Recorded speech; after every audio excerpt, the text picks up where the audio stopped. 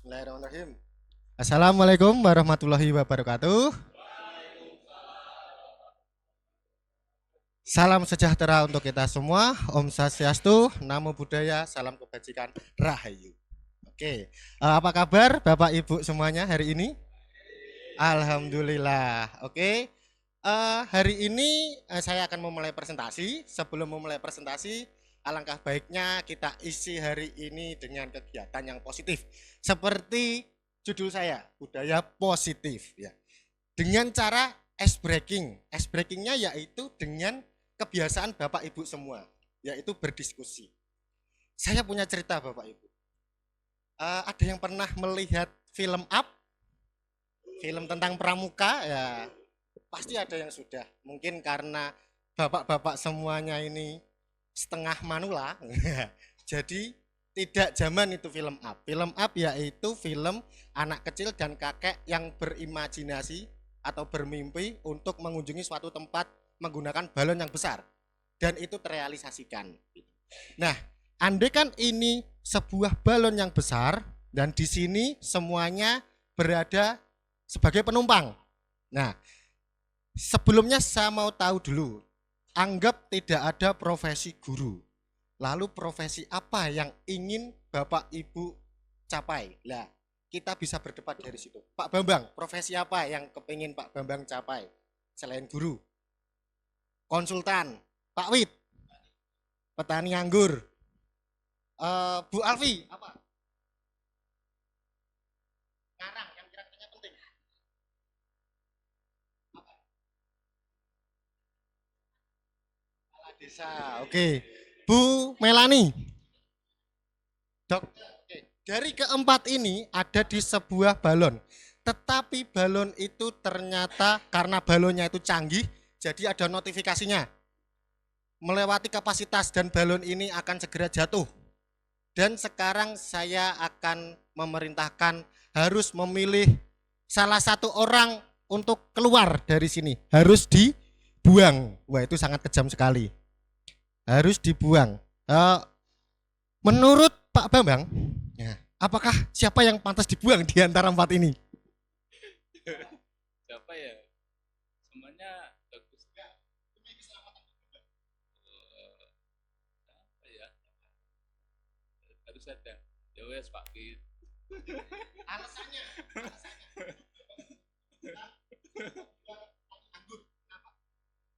Ya nanti kan ada petani kan. Enggak, ini posisinya balon.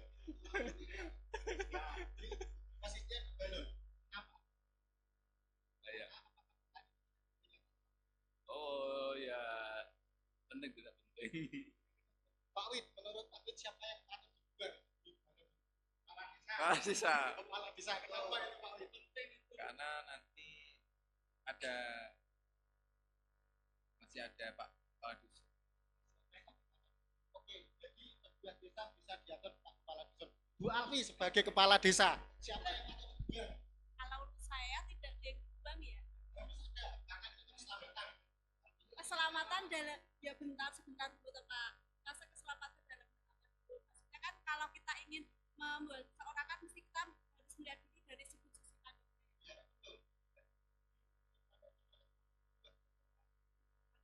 Jadi dibuang karena sama-sama saling berhubungan.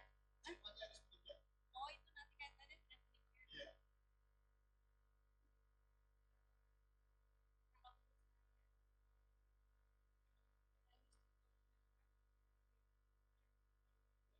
Harus ada. Ya. Kampanye nanti harus Oh ini konsultan. konsultan. Wah, dah.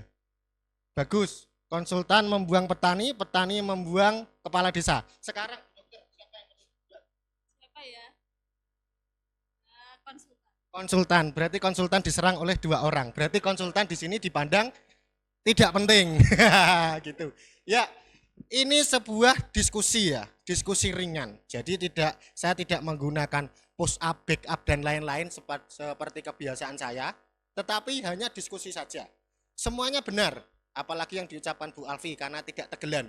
Sebagai kepala desa yang bijak, tidak tegel untuk membinasakan warganya, gitu. Nah, tetapi di sini poin pentingnya adalah kita harus mengambil sebuah pilihan yang tepat menurut kita, sebuah resiko. Karena apabila kita tidak mengambil resiko itu, kita akan menerima kerugian, yaitu kalau di balon itu berarti kerugiannya kita semuanya. Kita akan meninggal. Jadi lebih baik meninggal satu, hidup tiga, daripada meninggal semua. Intinya seperti itu. Sama seperti filosofinya sopir-sopir truk kadang gitu ya. Meninggal satu enggak apa-apa daripada belakang banyak yang meninggal. Tetapi alangkah baiknya kita menghindari itu kalau bisa. Oke, seperti itu aja ya ice breaking hari ini. Udah bisa membuka mata dan telinga? Belum. Apa yang belum Pak Lili? Seperti apa harusnya saya? Oke, baik, pertanyaan yang sangat bagus. Seperti yang sudah saya sampaikan tadi, kenapa harus ada yang dikorbankan? Hidup ini adalah pilihan. Ya, karena ketika kita tidak mengorbankan sesuatu, bisa jadi kitalah yang dikorbankan. Begitu. Tetapi alangkah baiknya kita menghindari hal-hal seperti itu supaya kita bisa mencapai keselarasan yang matang. Itu sangat berat Pak kalau korban perasaan. Karena secara fisik tidak ada yang hilang, tetapi secara batin kita diambang kematian. Ya, seperti itu. Oke. Oke. Oh, seperti ini. Ya. Hari ini tanggal 7, kita pas tadi malam ya, merah dan putih. Kita baru saja menerima kekalahan. Sebetulnya kita tidak menerima, tetapi kita dipaksa, ya. Dan tadi malam itu sangat sportif menurut saya, jadi tidak ada yang salah menyalahkan. Kita harus menerima, ya seperti itulah perjuangan kita. Nah ini kebijakan, apa ya? Ini adalah sesuatu yang bijak, yang menurut saya bijak, di mana kita harus menerima kekalahan dalam hal apapun. Tidak usah protes, tidak usah protes boleh ya, tetapi harus ada dasarnya. Oke, budaya positif. Apa sih itu budaya? Budaya itu kan kebiasaan ya. Bisa dari segi kesenian, bisa dari segi kuliner dan lain sebagainya. Apa kuliner yang paling membuat Bapak Ibu semuanya di sini teringat akan masa kecil ya? Itu mungkin budaya kita. Pak Taufikur Rahman, kira-kira apa?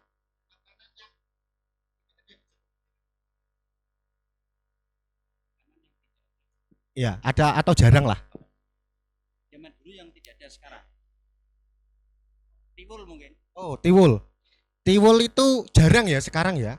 Tetapi di era modern ini tiwul itu sebagai franchise, Pak. Ada itu. Tiwul mania. Nah, seperti itu. Nah, itu adalah sebuah akulturasi modern, tradisional ke modern, ya. Jadi dulunya ada, lama-kelamaan tidak ada, tetapi karena banyak orang yang kangen terus diadakan lagi dengan harga yang sangat mahal gitu. Nah, itu salah satu budaya. Budaya apalagi yang ada di sekitar kita? Pak Andi. Sekarang yang kesenian apa? Memang malah hilang, Pak. Yang kira-kiranya hilang apa? Karena dulu saya tinggal di pedesaan, sekarang tinggal di perkotaan. Di tempat saya sudah nggak ada reok, Pak. Wah, betul sekali. Mungkin masih ada, Pak. Tapi kalau di tempat saya kota Semarang nggak ada reok, Pak. Oke, berarti di Anggo itu apa, Pak? Oh, oke, siap. Angguk dan reok. Sebetulnya bukan hilang total, tetapi memang kalau dulu setiap ada 17-an, setiap ada hal apapun itu, selalu kita itu memandang yang paling menarik ya kesenian itu. Tetapi setelah perkembangan zaman, kalau tidak musik pop, kalau tidak musik dangdut, nggak asik seperti itu. Lah itu perlu kita siasati dengan sebagai kita guru SMA, nguri-nguri melalui anak didik kita. Seperti itu. Nah ini budaya. Budaya positif berarti membudayakan sesuatu yang baik. Gitu. Penerapan profil pelajar Pancasila. Bapak Ibu, profil pelajar Pancasila itu sudah mencakup seluruh kebaikan. Di situ ada kebinekaan, di situ ada gotong royong, ada saling menghargai, dan lain sebagainya. Nah, perhatikan gambar berikut. Nah, kita selalu mengalami hal-hal seperti ini di sekolah ini. Mulai dari kita yang berjaga di gerbang, melihat langsung anak didik kita yang ketiduran, atau lah seperti yang kita lihat di sini, ini antara perkelahian, kegaduhan, intinya tindakan yang urakan, yang sebetulnya sangat disayangkan apabila ada di lingkungan pendidikan. Apakah kita pernah mengalami hal seperti ini? Pastinya pernah. Seluruh guru pasti pernah di sekolah manapun. Lalu, di sini ada pertanyaan, saya kuatkan. Pasti rekan-rekan semua sering mendapati peristiwa semacam ini. Lalu langkah yang rekan buat itu apa? Pak Galih, apa yang Pak Galih buat ketika mengalami hal seperti itu? Ketika mendapati siswa seperti itu biasanya diberi konsekuensi. Misalnya terlambat datang ya. Kalau terlambat datang itu sesuai dengan temanya, Pak. Misalnya kebersihan berarti dia juga harus membersihkan sesuatu.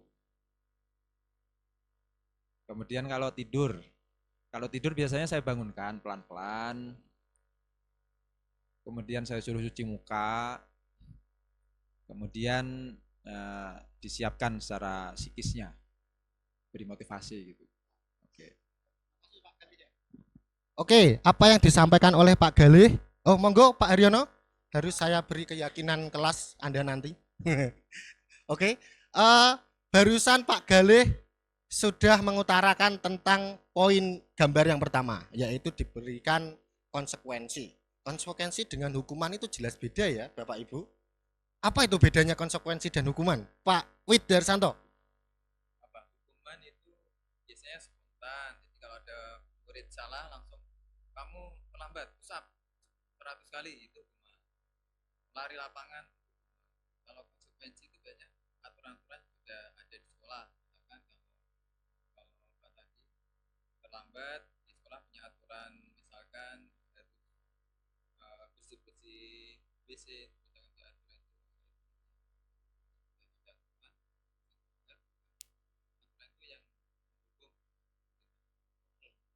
Sangat jelas sekali apa yang sudah disampaikan oleh Pak Wid. Sepertinya Pak Wid lebih menguasai materi ini ya. Tetapi kita sebagai Bapak Ibu guru tentu saja bukan dituntut ya, tetapi kewajiban kita mengetahui itu. Lalu ada gambar yang kedua, tadi konsekuensi. Oh iya, ada yang sedikit saya tanggapi Pak Wid. Konsekuensi itu harus sesuai dengan apa yang kita ajarkan, seperti intinya seperti itu ya. Konsekuensi itu harus sesuai dengan apa yang tepat melalui pelanggaran itu. Kalau saya sebagai guru PJOK, ketika ada murid yang terlambat, tadi dikatakan ketika hukuman itu secara fisik, push up dan lainnya itu dikatakan hukuman. Lalu kalau saya sebagai guru PJOK itu masuk hukuman atau konsekuensi, Pak Lili? Hukuman. Hukuman, tetap hukuman ya. Kalau Pak Bambang? Ya konsekuensi. Konsekuensi karena itu selaras dengan materi di hari itu. Wah, mungkin Pak Lili hari ini ngantuk ya. Apa itu bedanya? Oh, betul. Sangat betul. Harus memperkuat argumennya seperti itu. Lalu yang ketiga. Oh, maaf, yang kedua dulu tadi ya. Yang kedua ini hukuman apa yang tepat untuk anak yang ketiduran di kelas. Pasti kita mengalami ketika kita di depan kelas, kita ngomong ceramah panjang lebar tapi ada murid kita yang ngomong sendiri atau bahkan tidur. Jadi kita seperti ngomong sama tembok. Menurut Bapak Ibu di sini, konsekuensi yang tepat itu apa? Saya belum menemukan ini. Apa Pak Haryono? Sebagai guru konsekuensinya di masa sekarang lagi kalau sudah berulang ya minimal nanti bisa disuruh cuci muka. Nah baru kok dia istilahnya tuman sering kali ya kali-kali disuruh push up. Oh, akhir-akhirnya juga hukuman ya? Nah, oke. Tetapi apa yang dilakukan oleh Pak Haryono itu tidak menyalahi aturan. Karena pertama sudah diingatkan, yang kedua tadi sudah dikasih perjanjian, jangan diulangi lagi. Kok masih bandel? Lah ini juga PR kita Bapak Ibu semuanya. Pasti ada murid-murid yang seperti ini. Lalu berikutnya, lah ini di bidang saya, yaitu pencak silat. Ya, anggap saja ini perkelahian. Kira-kira konsekuensi yang tepat itu apa Pak Bambang?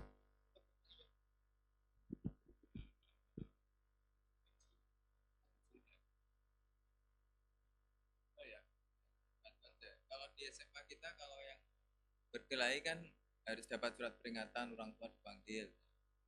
Itu mungkin Ya betul sekali. Tetapi tidak menimbulkan ini ya, trauma atau apa itu. Orang awam melihat seperti itu. Padahal ketika kita memanggil orang tua, itu suatu bentuk ketakutan tersendiri untuk anak. Betul seperti itu ya Bapak Ibu ya. wah bapakku dipanggil. Gimana Pak Lili? Ya, terima kasih Pak Risang.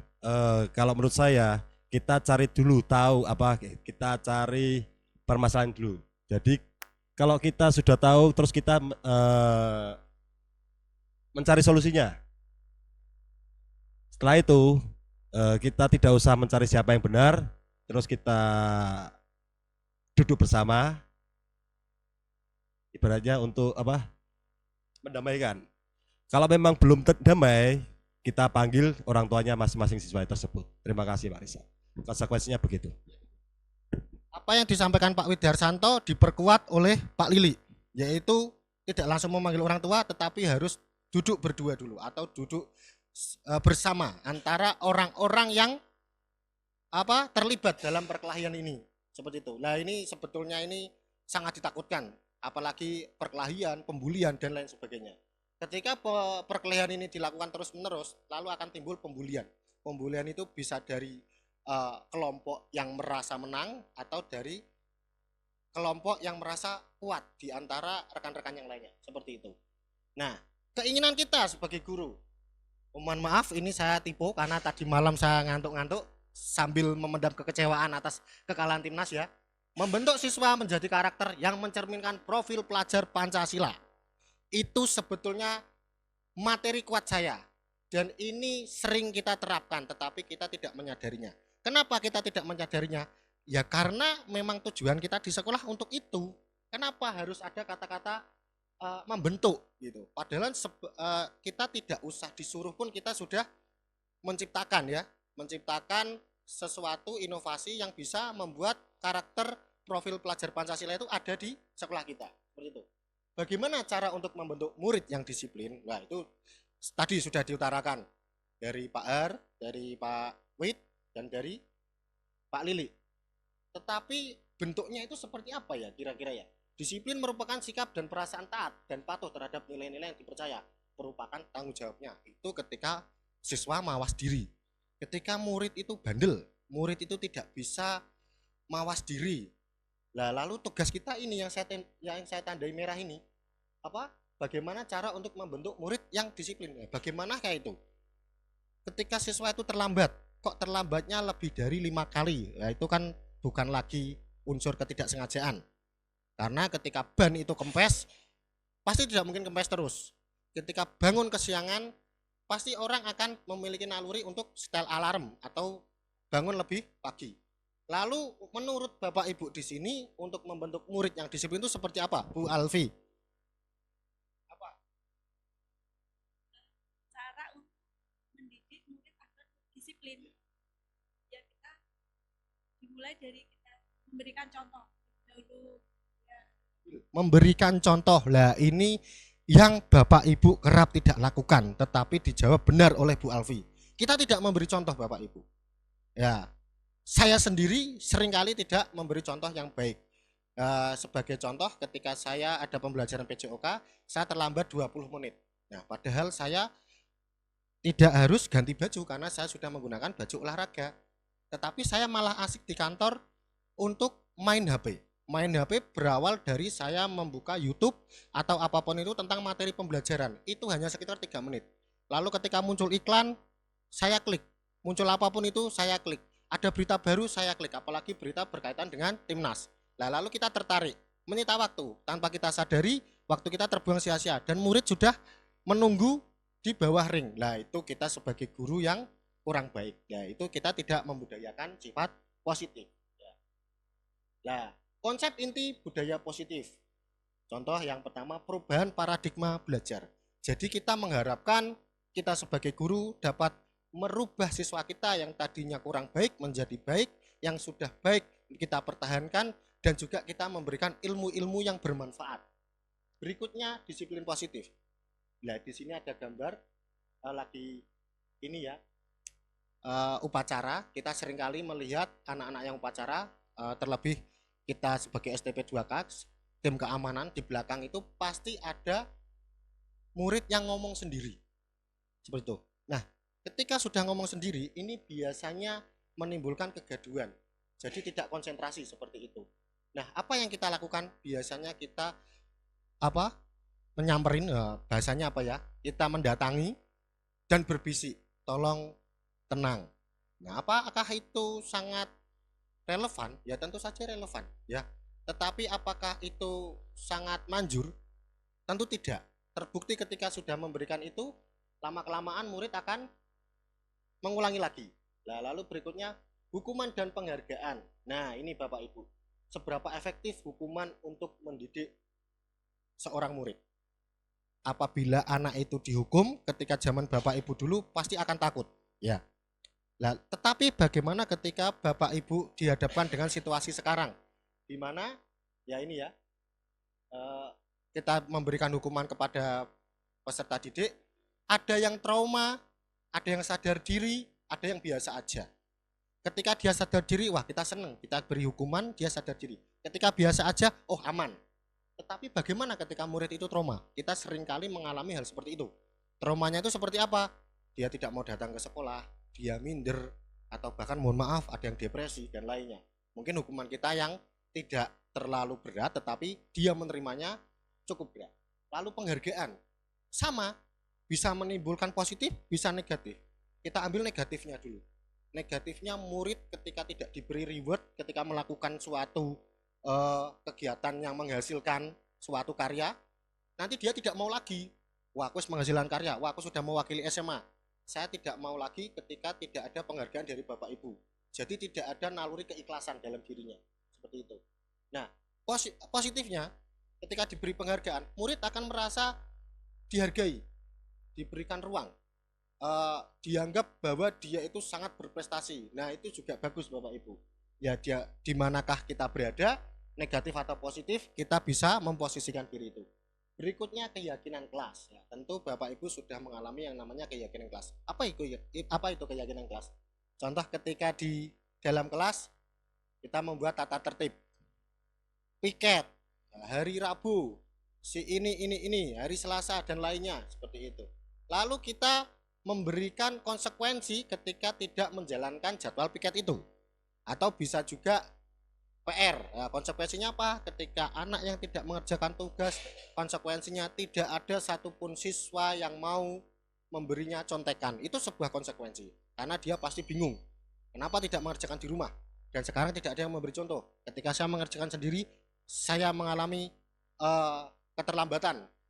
Keterlambatan di sini bukan berarti bodoh, tetapi untuk mengerjakan soal tugas itu membutuhkan waktu yang sangat banyak. Nah, itu dia mengalami keterlambatan di situ. Lalu posisi kontrol guru. Nah, seperti yang sudah saya utarakan tadi, kita sebagai seorang guru harus bisa memantau ya. Di sini nanti akan saya jelaskan apa itu manajer, pemantau dan lain sebagainya. Nah, di sini poin utamanya adalah segitiga restitusi, menstabilkan identitas, validasi tindakan yang salah, dan menanyakan keyakinan. Ya, seperti itu. Nah, ini ada foto atlet kita di tahun 2017 sebelum menderita cedera. Ya. Nah, itu betul Bapak. Ini adalah, nah ini ya, itu guru sini namanya adalah Harry. Harry Andika Tama ya. Paradigma pembelajaran baru. Pembelajaran dengan paradigma baru merupakan pembelajaran yang dirancang berdasarkan prinsip pembelajaran berdiferensiasi sehingga para peserta didik belajar sesuai kebutuhannya berdasarkan tahap perkembangan sesuai teori psikolog modern untuk mewujudkan profil pelajar Pancasila. Ya, di sini sudah saya buatkan bagian. Ini ketika Anda klik di mesin pencarian, ini sudah keluar semuanya. Nah, seperti ini. Nah, beriman bertakwa kepada Tuhan Yang Maha Esa dan berakhlak mulia. Ini ketika dialami posisi ini sudah kita ada di naluri kita ya. Seluruh peserta didik di Indonesia pasti sudah tertanam dalam jiwanya beriman, pasti itu. Karena sesuai dengan prinsip-prinsip dari negara kita ya. Kita harus memiliki keyakinan seperti itu. Terus mandiri. Mandiri di sini di sekolah kita seringkali ini ya, membiasakan siswa untuk mandiri. Sebagai contoh kegiatan P5 itu mereka mandiri, mereka membuat karya, kita sebagai pengawas saja. Tetapi untuk selebihnya mereka membuat sendiri. Bernalar kritis ya. Jadi seorang siswa itu harus bisa memecahkan ide-ide, harus bisa bernalar, harus bisa memunculkan gagasan baru yang sebelumnya tidak ada menjadi ada, atau yang sebelumnya ada menjadi sebuah inovasi, seperti itu. Lalu kebinekaan global, berkebinekaan global. Ya pasti semuanya udah tahu ya dari kata bineka, kita berbeda-beda, jadi semuanya kita harus menyatu. Berikutnya bergotong royong. Ketika kita bergotong royong, ada unsur satu, sebuah kewajiban, yang kedua keterpaksaan. Nah, yang kita tanamkan sebagai seorang guru ke siswa kita, naluri positif dari suatu gotong royong. Jadi jangan sampai ketika di masyarakat gotong royong, aduh ada gotong royong, padahal sekarang saya ada kegiatan sunmori. Jadi saya alasan aja. Nah, itu sebuah keterpaksaan apabila dia gotong royong. Tapi ketika keikhlasan, udah naluri, ada kegiatan gotong royong, mereka akan menanggalkan semua acaranya untuk kegiatan bersama-sama ini. Nah, selanjutnya adalah kreatif. Tentu Bapak Ibu di sini bangga apabila mendapati siswa yang memiliki kebiasaan untuk berinovasi akan hal-hal baru atau memecahkan masalah dalam bentuk apapun. Contoh dalam bentuk karya. Saya mempunyai pulpen. Pulpen itu dari saya sebagai penulis saja. Tetapi untuk siswa bisa dijadikan robot, bisa dijadikan kapal-kapalan melalui hal-hal yang menurut mereka kreatif, digabungkan dengan kertas, digabungkan dengan apapun itu yang bisa membuat mereka berimajinasi. Nah, seperti itu. Disiplin positif, berulang-ulang ya, bisa dibaca, saya bacakan aja ya. Dalam budaya kita, makna disiplin dimaknai menjadi sesuatu yang dilakukan seseorang pada orang lain untuk mendapatkan kepatuhan. Kita cenderung menghubungkan kata disiplin dengan ketidakpastian. Apa itu maksudnya? Disiplin datang jam 7 tepat gitu, itu serba ketidakpastian. Wah, nyatanya aku datang jam 7 lebih 5 juga nggak dihukum. Nah, ini karena disiplin itu harus baku gitu, harus jelas, tegas gitu ya. Berikutnya, sebagai pendidik tujuan kita adalah menciptakan anak-anak yang memiliki disiplin positif dan lain-lain, sehingga mereka bisa berperilaku dengan mengacu pada nilai-nilai kebajikan universal dan memiliki motivasi intrinsik bukan ekstrinsik. Berikutnya, disiplin positif merupakan salah satu cara menerapkan disiplin yang bertujuan untuk menumbuhkan kesadaran serta memberdayakan anak untuk melakukan sesuatu tanpa sogokan, ancaman, maupun hukuman. Jadi maksud kita adalah supaya anak itu tahu ketika beliau salah, dia mengakui kesalahan bukan karena takut, tetapi karena dalam jiwanya dia bertentangan, seperti itu. Nilai-nilai kebajikan. Nah, ini nilai-nilai kebajikan ada beberapa ya Bapak Ibu, tetapi saya ambil poin yang paling utama, yaitu beriman dan bertakwa pada Tuhan dan berakhlak mulia, berkebinekaan global, gotong royong, mandiri, kreatif, bernalar kritis. Nah, ini sudah mencakup semuanya, makanya saya ambil satu. Jadi alasan saya mengambil ini karena ini kuat Bapak Ibu. Seringkali kita mengambil profil pelajar Pancasila, tetapi kita sembari membuat beberapa poin-poin. Contoh bergotong royong, berkebinekaan global, mampu untuk membawa suasana positif, itu juga profil pelajar Pancasila. Terus mampu untuk membuat siswa menjadi sopan santun, itu sama. Jadi saya satukan dalam satu saja, yaitu profil pelajar Pancasila. Berikutnya, 5 kebutuhan dasar manusia. 1. Bertahan hidup, sandang, pangan. Sandang, papan, pangan sebetulnya ya. Maaf saya tipu. Jadi kita harus sebagai manusia modern, kita tentu tidak bisa ya kalau kita itu tidak memiliki pakaian yang bagus. Karena di zaman modern ini pakaian bagus itu sebagai identitas. Ketika kita tidak menggunakan pakaian bagus, kita tidak takut dibully, sebetulnya tidak. Tetapi kita merasa tidak menghargai tamu atau orang yang kita temui ketika kita tidak menggunakan pakaian yang bagus, seperti itu. Lalu berikutnya, pangan. Apakah pangan itu kita harus memakan sesuatu itu yang lezat, yang enak? Tentu saja tidak. Tetapi itu harus dicukupi. Karena ketika itu tidak dicukupi, tentu akan berpengaruh kepada kesehatan kita. Berikutnya, papan. Ya, kita dimanapun kita membutuhkan yang namanya tempat tinggal untuk berteduh, untuk bercengkrama dengan keluarga, dan lain sebagainya. Berikutnya, kasih sayang. Rasa diterima, dipedulikan, berbagai macam hal ya, dan juga kerjasama. Kita membutuhkan kasih sayang. Apabila kita tidak membutuhkan kasih sayang, ya kita bukan makhluk hidup. gitu. Contoh ketika di kebun binatang, di hutan yang sangat lebat, apakah hewan-hewan itu tidak membutuhkan kasih sayang? Tentu saja membutuhkan. Terbukti dari kecil dia disusui, lalu beberapa bulan dia bisa berburu sendiri. Itu hewan, apalagi kita sebagai manusia.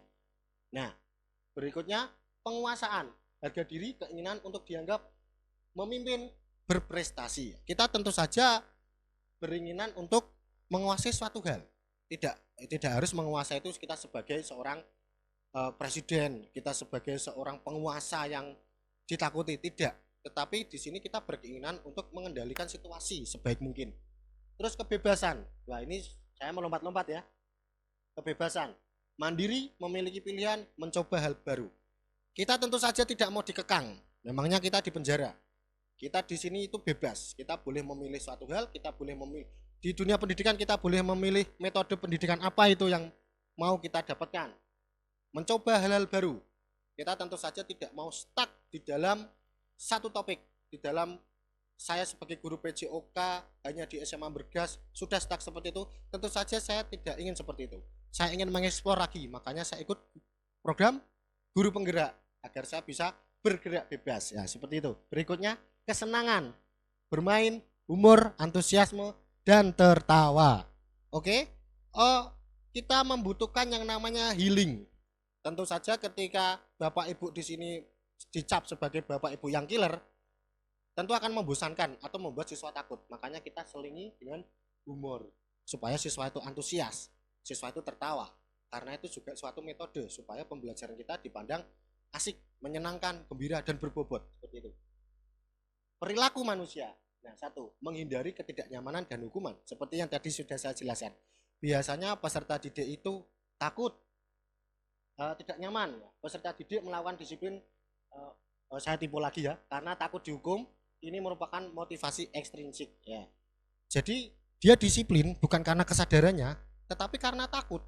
Aduh, aku nanti telat nanti dihukum sama Pak Andi. Nanti kalau aku telat dihukum sama Pak Taufikur Rahman, seperti itu. Itu karena takut. Apakah tindakan itu salah? Tentu saja salah. Ketika dia melakukan kesalahan, dia takut melakukan kesalahan karena nalurinya, bukan karena hukuman. Berikutnya, untuk mendapatkan imbalan atau penghargaan dari orang lain. Peserta didik melakukan disiplin dari karena ini mendapatkan imbalan. Ya sama ya, sebetulnya hampir sama.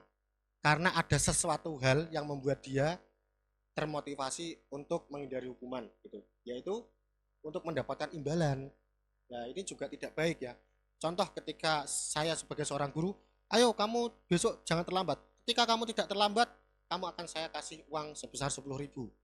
Ternyata dia setiap hari terlambat. Saya memberinya 10.000 dan itu dibiasakan oleh 10 anak. 10 anak berarti 100.000. 100.000 dipengki 30 hari. Nah, itu berarti saya tidak punya gaji. Saya kerja ikhlas berarti ya. Seperti itu. Nah, terus menghargai nilai-nilai kebajikan. Di sini saya gambarkan ini saya namanya Pak Ryusung. Bukan Pak Risang tapi Pak Ryusung karena ini orang Korea ya. Nah, dengan ini Joko ya, dianggap aja seperti itu. Nah, ini sikap menghargai ya. Kalau di sana budaya, kalau di kita ya budayanya ada banyak ya. Peserta didik melakukan disiplin diri karena sadar akan peran sebagai manusia, sebagai makhluk sosial. Nah, ini yang saya maksud.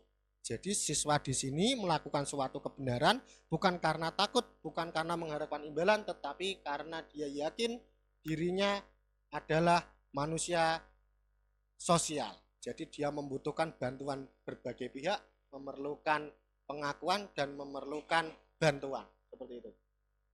Konsep disiplin dengan identitas gagal, hukuman, menyakitkan, tidak nyaman, murid takut, memaksa, murid menyembunyikan kesalahan, murid menjadi rendah diri. Ini akibat dari hukuman.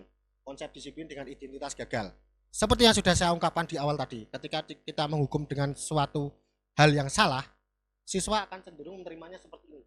Tidak nyaman. Kalau tidak nyaman itu pasti ya Bapak Ibu. Takut jelas.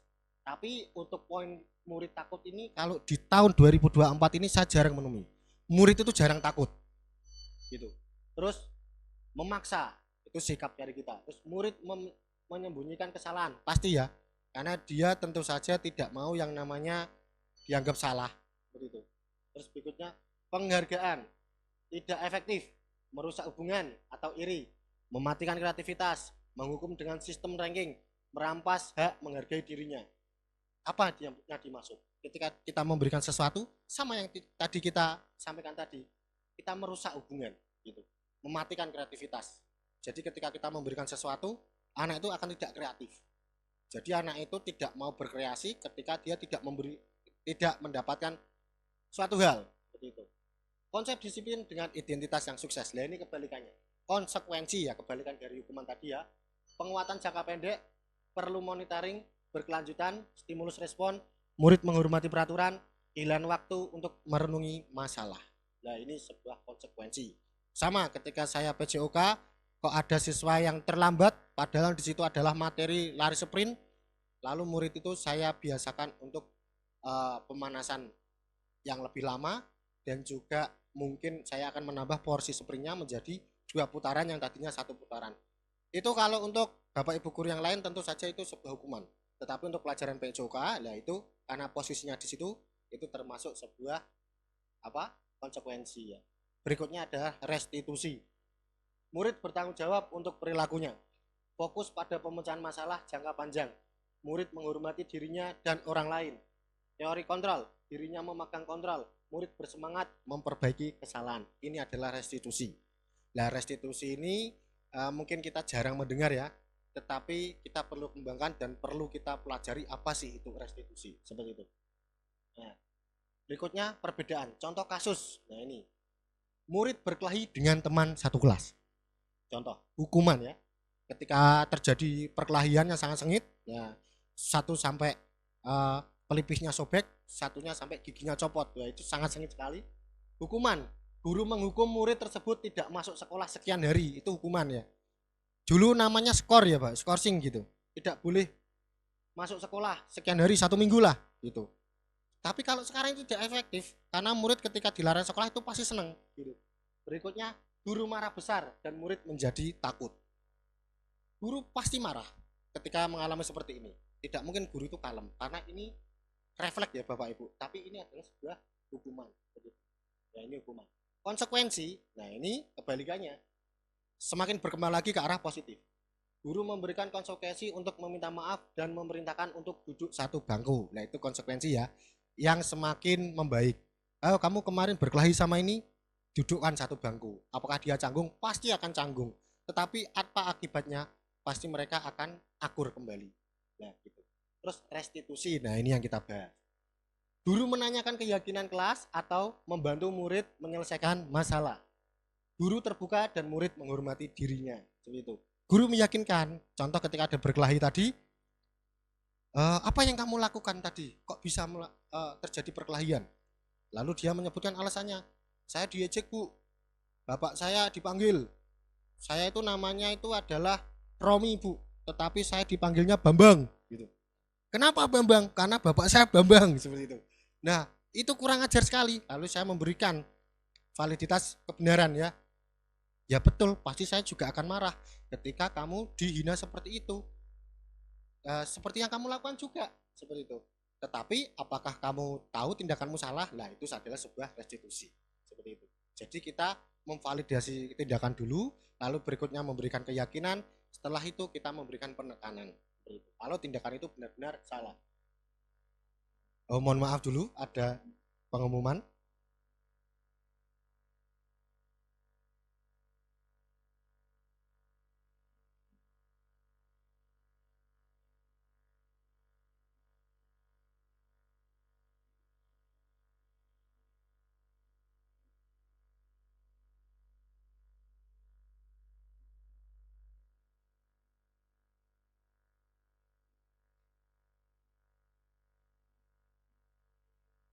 Waalaikumsalam. Oke, kita lanjut. 5 posisi kontrol guru. Posisi kontrol guru merujuk pada berbagai pendekatan yang digunakan oleh mereka dalam mengelola perilaku dan disiplin di kelas. Setiap posisi akan memberikan dampak yang signifikan pada proses pembelajaran dan perkembangan siswa.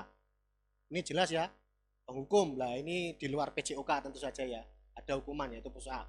Membuat merasa bersalah. Nah, contoh membuat merasa bersalah itu seperti ini Bapak Ibu.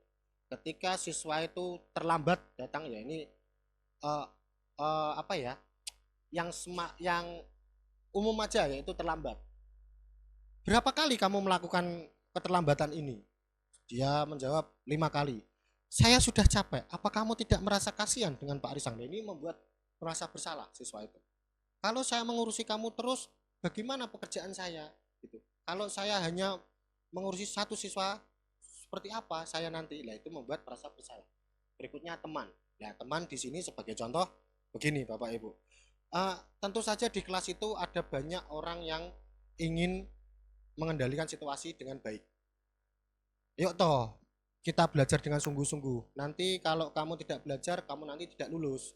Atau nilai kamu jelek, tidak bisa masuk di perguruan tinggi negeri. Nah, itu dari teman ya, seperti itu. Itu motivasi. Berikutnya pemantau. Nah, kita sebagai guru di kelas, kita memantau. Kita tidak boleh terlibat dalam hal-hal di luar apa yang kita ketahui dengan peserta didik kita, seperti itu. Berikutnya adalah manajer, sama saja dengan pengadil ya gitu. Ini sudah mewakili gambar-gambar ini. Berikutnya, nah ini penghukum, pembuat rasa bersalah, teman, pemantau, manajer. Saya melompat dulu. Ya, ini ada gambar Michael lagi ya. Pemantau. Kamu sudah melanggar peraturan sekolah, kamu harus terima konsekuensinya. Setelah pelajaran, beli atribut di koperasi dan jangan diulangi lagi. Nah, ini untuk siswa yang kemarin kita alami tidak menggunakan atribut yang lengkap. Ya itu. Ini pemantau ya. Dipantau, betul nggak anak itu membeli atributnya? Gitu. Kamu harus menerima konsekuensinya gitu. Manajer, apa kamu tahu kesalahanmu? Kira-kira bagaimana kamu memperbaiki kesalahan kamu? Apa keyakinan sekolah yang kamu ingat? Nah, itu manajer sebagai pengadil ya, pengingat gitu. Nah, intinya seperti itu ya. Jadi kelima posisi kontrol guru ini harus kita tekankan seperti itu. Nah, berikutnya keyakinan kelas. Keyakinan kelas merupakan sesuatu yang dapat diterapkan di lingkungan kelas tersebut. Pembuatan keyakinan melibatkan semua warga kelas. Melalui kegiatan curah pendapat, keyakinan kelas ditinjau kembali dari waktu ke waktu. Jadi seperti ini Bapak Ibu. Contoh di kelas ini ada tata tertib yang harus dipatuhi. Dan teman-teman lain harus saling kolaborasi untuk saling mengingatkan. Nah, itulah keyakinan kelas. Begitu. Keyakinan kelas, tanyakan pendapat murid tentang masalah dan harapan kelas. Kita berikan sebuah pertanyaan dan diskusi ya. 2. Eksplorasi ide dari murid untuk mencapai kelas impian. Begitu. Berikutnya, ambil kesimpulan dari ide murid. Lalu, ubah ide menjadi keyakinan kelas. Berikutnya, tanda tangani kontrak keyakinan kelas. Sebagai penguat yaitu butuh tanda tangan. Gitu. Segitiga restitusi. Segitiga restitusi adalah proses menciptakan kondisi bagi peserta didik untuk memperbaiki kesalahan mereka sehingga mereka bisa kembali pada kelompok mereka dengan karakter positif yang lebih kuat. Tadi sudah saya jelaskan, menstabilkan identitas, menanyakan keyakinan, menanyakan keyakinan, validasi tindakan yang salah. Jadi diakhiri dengan validasi tindakan yang salah ya. Tindakan seperti itu tentu saja saya juga sama akan melakukan seperti itu apabila bapakmu dibawa-bawa ke dalam ranah gojekan kita. Tetapi apakah tindakan kamu itu dibenarkan? Nah itu contoh seperti itu. Ya, menstabilkan identitas, validasi tindakan salah, menanyakan keyakinan. 1. Saat anak berbuat salah, artinya ada kebutuhan dasar yang tidak terpenuhi bagi mereka. Langkah ini bertujuan untuk mengubah orang yang gagal karena berbuat kesalahan menjadi orang sukses. Berikutnya, validasi tindakan salah. Saat tidak mengakui anak berbuat salah, maka dia akan tetap dalam masalah. Hal yang diperlukan adalah memahami alasannya, melakukan kesalahan tersebut agar anak merasa dipahami. Jadi poinnya ini Bapak, diperlukan adalah memahami alasan. Kenapa toh kok kamu berkelahi, alasannya itu apa? Jangan sampai kita terus menghukumi anak itu.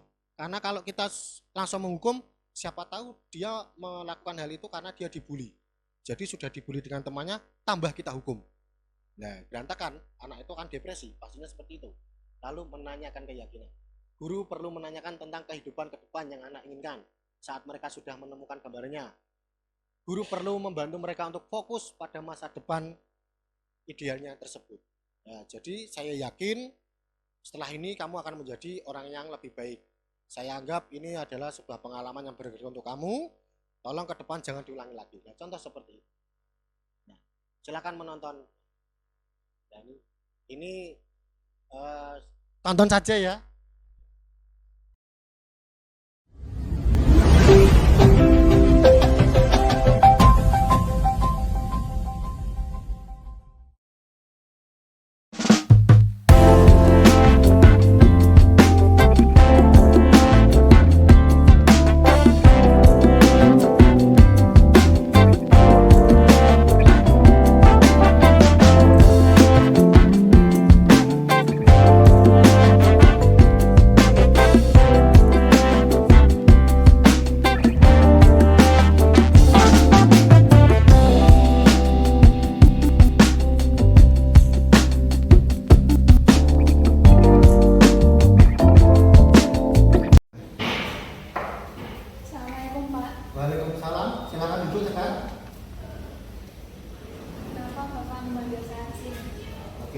Sekar, kamu tidak tahu ya kenapa Pak Risan memanggil kamu di sini.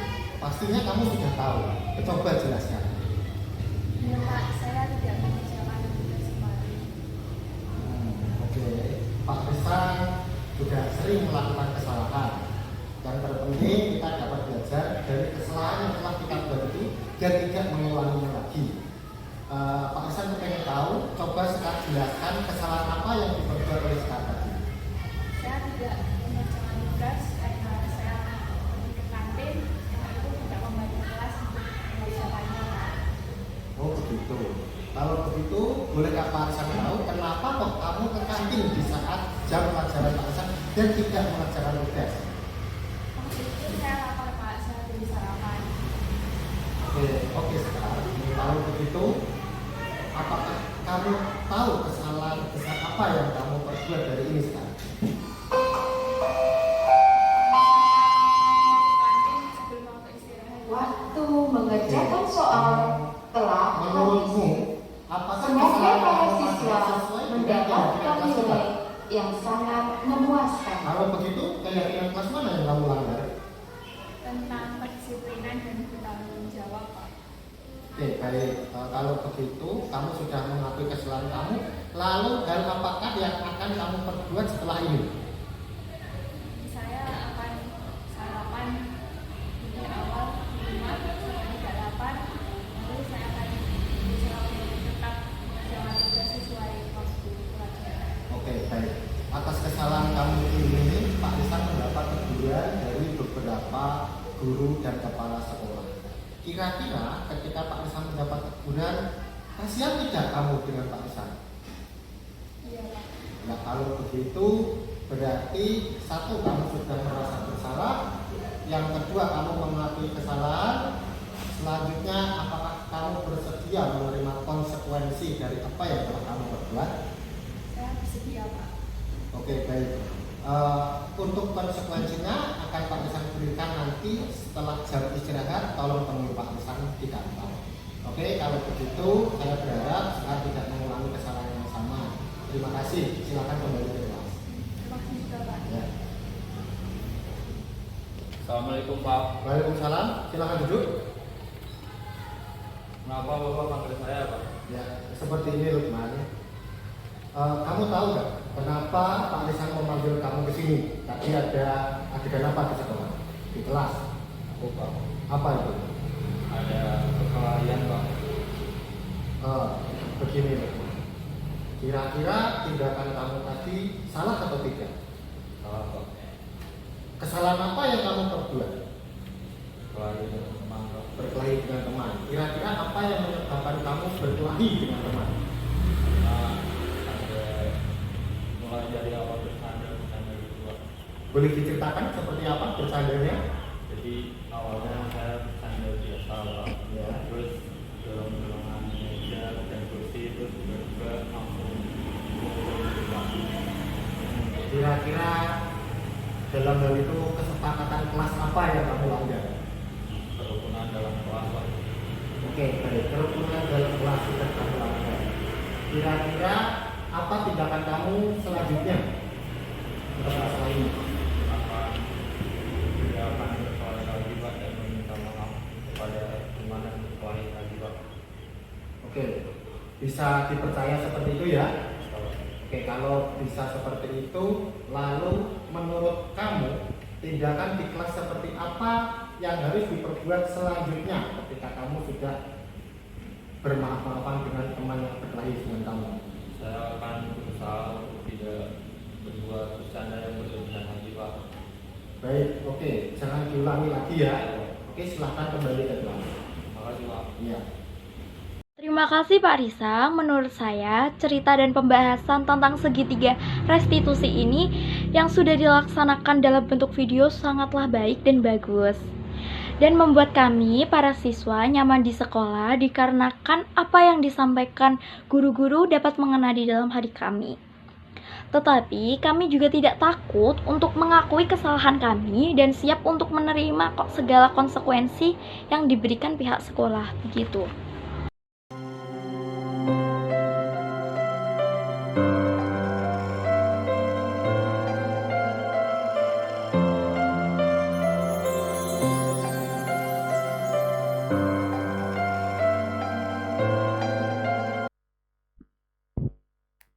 Ya, oke. Demikian apa yang sudah saya sampaikan hari ini. Semoga bermanfaat. Sebetulnya saya bisa melakukan segitiga restitusi di sini. Sebagai contoh, Pak Haryono yang telat tadi saya bisa memberikan segitiga restitusi. Ya, konsekuensi karena Pak Haryono telat, maka hari ini Pak Haryono harus tidak mendapat snack siang. Ya, seperti itu konsekuensi seperti itu. Lalu Pak Andi HP-nya bunyi terus. Sebagai konsekuensinya HP Pak Andi saya sita selama 2 jam. Itu konsekuensi. Seperti itu. Oh iya. Nah, ini sebagai murid yang cerdas ya. Karena sudah saya berikan tadi ya. Seperti itu ya.